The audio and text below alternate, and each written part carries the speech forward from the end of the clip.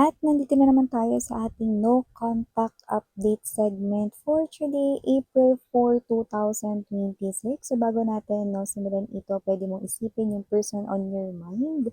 Pwede mong i-pause ang video na to, at kapag tapos ka ng isipin siyang specific person rito na gusto mong malaman, kung may feelings pa yan sa'yo, iniisip ka pa ba niya, or may plano ba siya rito related sa'yo, pwede mo ulit na i-resume back ang video na ito, So, let us see, sa mga curious lang malaman, pwede rin kayong tumambay here, mga babes, Paalala lamang na real-time energies ang ating kukunin at hindi ang energies niya yesterday or tomorrow, kundi real-time energies like ngayon, okay?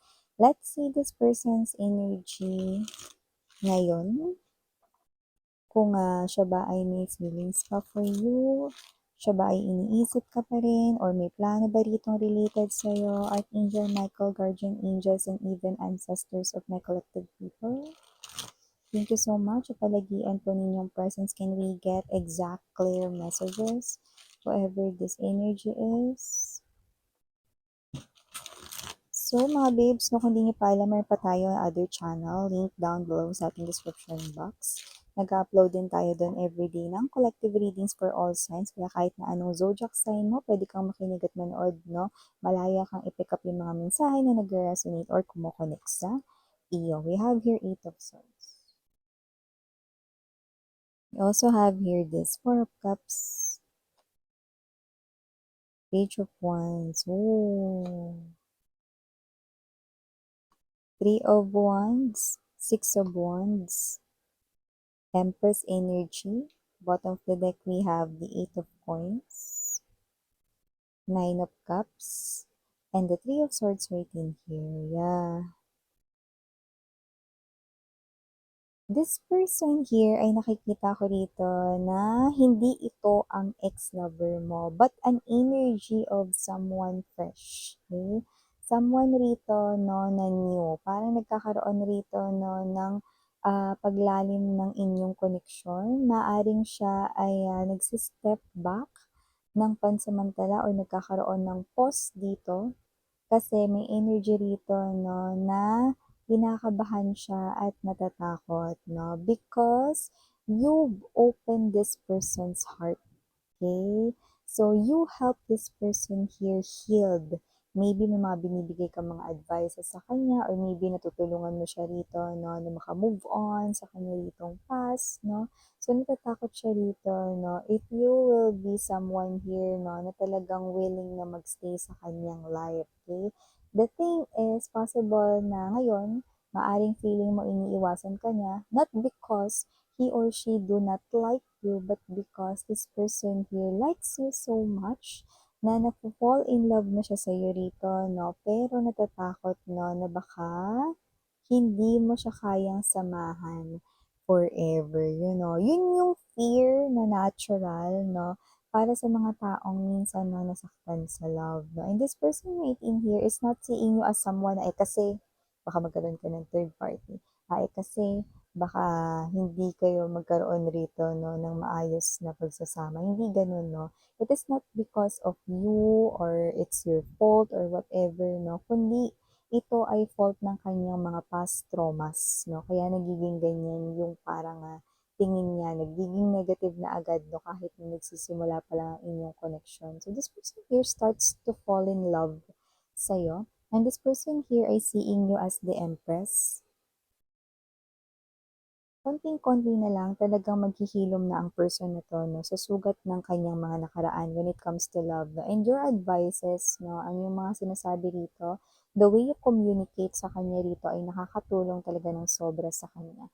Gusto niya ritong mag-move forward kasama ka with the 4 of Cups energy, pero baka sa kabilang banda, baka masaktan lang siya ulit dito, when it comes to love, So, may fear siyang ganon, natatakot siyang ganon, Meron kasi dito na parang fear of abandonment, kasi pwedeng ilang beses na rin kasi siya ritong iniwan, Or ilang beses na rin kasi siya ritong nag-failed when it comes to love, Sa mga past lovers na rito na maaaring merong laging abandonment issues, Maaaring ginost na rin siya rito, ng kanyang mga naging past lovers, okay? But I do see that kahit ganun yung nafe-feel niya rito, this person here sees you as the one very different, 'no?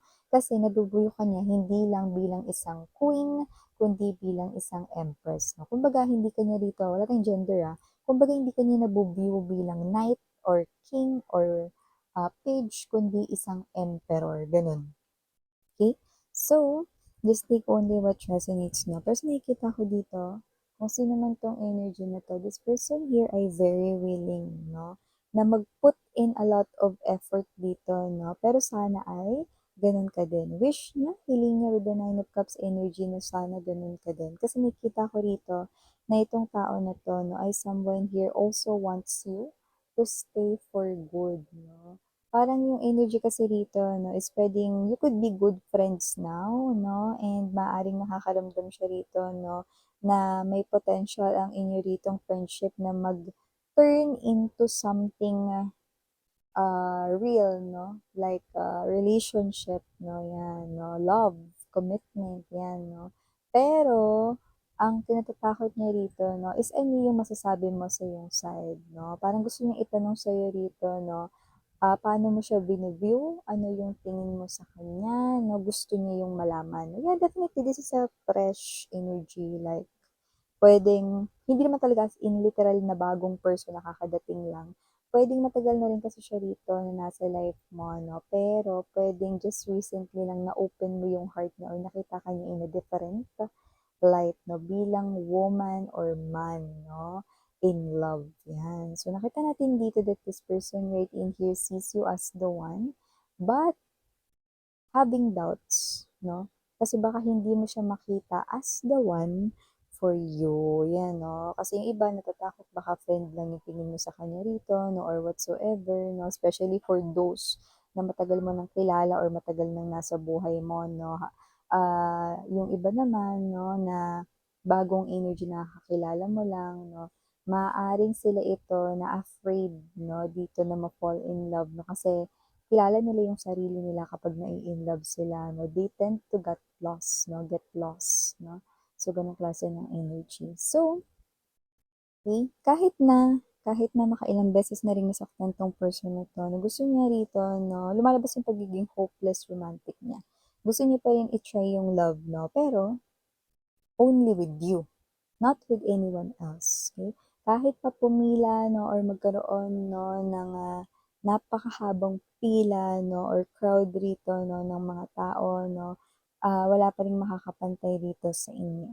Okay? Ikaw lang yung gusto niya rito na i-try ulit yung love once again sa kanyang life, 'yan. So, nakikita natin dito that this person here 'no, ay someone na very serious talaga when it comes to his or her love life dito 'no, his or her, expressions ng love 'no. Nakikita natin dito that this person here ay someone na alam mo ang cute niyo 'no, kasi parang dito nakikita ko na both ninyo rito nga alagaan yung isa't isa, 'no. Yeah, may mataas na potensyal na itong tao na 'to 'no, ay maaaring maging what's this, ka-in relationship mo 'no, ng talagang lifetime dito 'no, long term talaga 'tong nakikita ko sa inyong dalawa 'no. So this is something here 'no, nakakasimula pa lang, no need to rush naman. Pero others of you could be thinking, bakit kaya parang bigla siyang umiwas-miss niyan, may nasabi ba ako, may nagawa ba ako, yan mga gano'ng bagay. Wala kang nagawa mare or wala kang nagawa rito 'no, okey. Ang nakikita ko lang dito, it's about him at ang kanyang self, 'no, or it's about her at ang kanyang self, 'no. Kailangan niya muna rito na parang, what's this, maintindihan sa sarili niya yung mga ganitong bagay, 'no. So, huwag kang mag-alala kasi this person here, 'no, will definitely come sa kanya ritong senses, 'no, and will realize na, ipu-pursue niya 'tong inyong relationship. So, maaari man na nagkakaroon rito ng pag-iwas ngayon, yan, kasi ginagawa niya 'no, kasi gusto niya rito na intindihin yung kanya ritong feelings and emotions 'no, kausapin ang kanyang sarili 'no, about you guys 'no, and to definitely 'no, straight things up, okey? So, it might look crooked right now or parang zigzag, no, sa inyong connection kung ito ba ay may patutunguhan, no, or wag mong isipin na meron ka bang nagawang mali, may nasabi ka bang hindi tama or whatsoever na wala, no.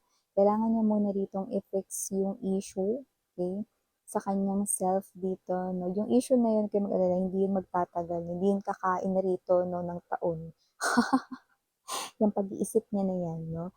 Kaya nakita ko lang dito na kailangan niya lang dito, no, na isentro ang kanya rito, no, na intuition, no, para maintindihan niya rito na i-worth it, no, or worth it, no, na i-push ang love sa iyo. Yan, yung nakita natin dito. And after all, nakita ko rin naman na this person looks tidy and neat, no? Someone na maayos at maalaga sa gamit. This person also, no, possible na siya ay iyoritong friend or nakilala mo because of a coworker or colleague.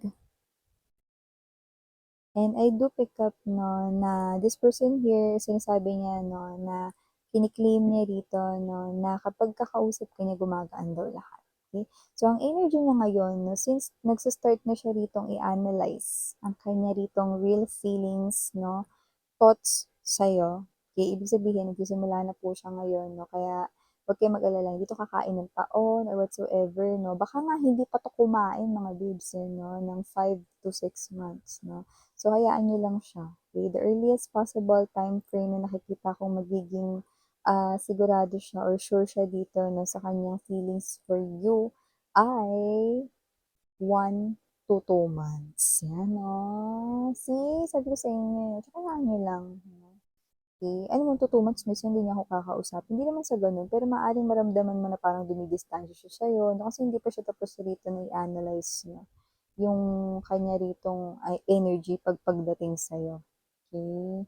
Kasi, this person here, no, wag niyong isipin na hate niya kayo, no, kabaliktaran. This person here loves you. Ganun talaga yung unang reaksyon ng person, eh, 'no? Kapagka parang iniiwasan sila, naiisip talaga nila una na, "Ano ba yun, may nagawa ba akong hindi maganda? May nasabi ata ako. Kanina ka masyado nag-uusap, ano nangyari?" Wala ho, eh, 'no? Talagang siya ito, 'no, na malaki yung pagkagusto niya sa'yo. Kaya gusto niya ritong ingatan at maging maingat sa bawat kanya ritong hakbang na gagawin, 'no? Definitely with the Three of Wands energy, ito ay mga plano sa future. Okay?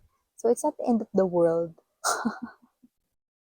Itong tao na 'to, 'no, ay kakausapin pa rin kayo, nalalapitan pa rin kayo, 'no, and by that time, okay, it's something different, 'no, it's sweeter, the approach is romantic, the approach here is not the usual friendship status or colleague status or normal lang na status, 'no, but different now. Kapagka kinausap niyo na kayo, 'no, yung approach niya rito is parang nasa courtship stage kayo, 'no, ang approach niya ay lover. Yan, o gets mo na. So, ang hiling niya rito, 'no, ay hindi naman siya nagmamadali rito, hindi rin naman siya nagru-rush kasi alam niya rito na 'pag nagmadali siya posibleng, magkaroon siya ng doubts, 'no, na baka, "Ay tama ba yung naisip ko, ito ba talaga yung naiisip ko regarding kay collective yan, 'no, kasi may gano'n siya, eh. Parang siya kasi yung klase ng taong naninigurado, okey? So, maganda na yung parang patapusin mo siya na mag-analyze, 'no, at isipin 'tong bagay na 'to, 'no, kasi nakikita ko matatapos din siya diyan, okey? Sa kanya rito, 'no, gagawin yung mga dapat gawin, 'no, definitely ipupursue nito, okey? So, initials, we have here capital letter E, capital letter H, capital letter G, capital letter P, capital letter M, o PM, si PPM ka niyan. So, hindi nakakalam ng PM, personal message, pwedeng chat yun, pwedeng kahit ano, text din, tawag, bala kayo. See, kukontahan pa kayo niyan. We have here L, and last but not least, for capital letters, A. For small letters, tatlo lang, S, R, B as in boy. So, ito yung mga messages right here for you guys for this no contact update segment for today, April 4, 2026. Okay, pwede niyong i-visit ang ating other channel, Dalnim, which means Goddess of the Moon in Korean. We're also uploading doon ang mga collective readings every day. So when we say collective readings, no, kahit ano ang zodiac sign mo, pwede kang manood at makinig dahil collective naman yon, no? And timeless din iyon, ibig sabihin, no, wala yung time period. Kung tinatawag ka ng reading na yon kahit na sobrang tagal na noon na naka-upload, ibig sabihin ngayon pa lang yung time na dapat mong maringgan ang mga mensaheng nakapaloob there. So yeah, ganun yung gana on me for the girls and Yana do now for the boys. Enjoy the rest of the weekend. Bubuloy. Parang ngayon, good night.